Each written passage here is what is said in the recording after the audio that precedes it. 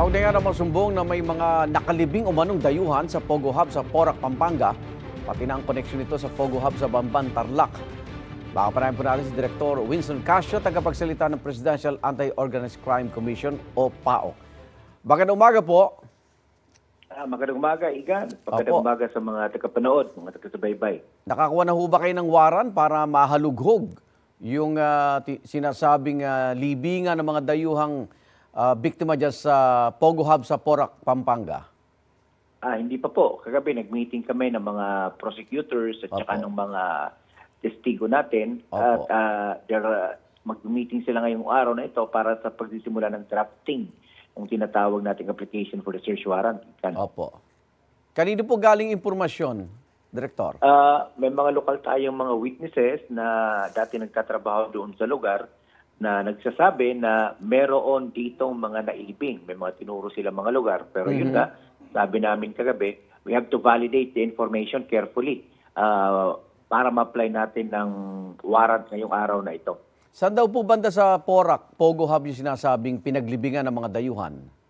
May mga itinuro po silang mga tatlong lugar na posibleng pinaglibingan nitong mga di umanong mga bangkay, no? So, siyempre, we're not taking it lightly, pero siyempre, we also have to validate the information. Opo. Kasi dati ng mga reportigan na ganun nga ang gawain ng Lucky South 99. Opo. Ito ba'y sa loob ng Pogo Hub o nasa labas? Nasa loob po. Nasa loob, loob po din ng mismo? Pogo Hub. Oo. Yun ang kanilang aligasyon na nandoon sa loob, na doon inilibing. Gawa ng merong dalawang nagsasabi na doon nga sa loob yung naging libingan di umano. So, we're taking it seriously. Opo. Base sa impormasyon mula sa inyong mga saksi, mga ilan daw po yung nakalibing na dayuhan doon? Hindi ko na naitanong kagabi sapagkat hindi ako sumama doon sa ocular na tinatawag. Pero may mga dayuhan lang ba o may kasamang Pilipino? Dayuhan lang ang kanilang dayuhan sinasabi. lang. Usually mga nag-violate, mga ganoon ng mga rules daw, internal rules. So, we'll have to check kasi sabi nga, hindi basta-basta ang aligasyon ito. Pwedeng totoo yung sinabi nila, pero pwedeng hindi rin totoo. But then again, we would like to err on the side of caution kasi pinag-uusapan natin dito, buhay ng tao. Opo. Director, yung sa Porac at yung Pogo Hub sa Bamban, batay sa inyong mga investigasyon, ito ba'y konektado sa iisang sindikato lang at iisa lang kanilang tinatawag na big boss? It's beginning to appear like noong na-read ho na kasi natin Igan itong Bamban, may nakita tayong mga dokumento na nag-uugnay doon sa Bamban at saka sa Porac. Kaya after Bamban, napunta kami nitong Porac na ito. Noong una, teorya lang namin, pero habang tumatagal sa base ng mga dokumento at mga testimonya, napapatunayang totoo. Itong huling pagtakas ni Gu Waping, that's the definite evidence talaga magkaisa lang sila. Gawa na yung tumulong sa kanya ay yung mga big boss ng Lucky South 99, si Jiang Ji at saka itong si Duan Renwu. Opo.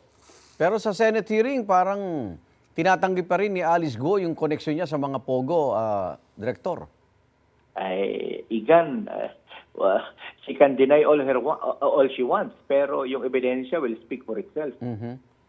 Yung Chinese name na isinulat po ni Alice Go doon sa Senate hearing, sa papel, kilala niyo na po ba at may connection po ba sa mga illegal na Pogo yan, Director? Opo, kasi noong kasalukuyang sinasagawa yung Senate hearing, nagbigay ho kasi ng clue yung kagalang-galang na Senador Estrada. Ang sabi niya, nasa Taiwan daw yung tao. At saka yung tao raw ay mayroong 5 pasaporte. Sa aming pagpo-profile sa mga boss ng Pogo, isang tao lang po ang nag-fit ng profile na yan. Yung dating partner mismo ni Gu Waping na si Wang Jiyang. Siya lang ang nag-fit ng profile na yan. Tapos nabasa ko rin doon sa interview, sa isang report tungkol sa interview naman kay Senator Estrada noong pagkatapos ng hearing, he was ambushed interviewed, no?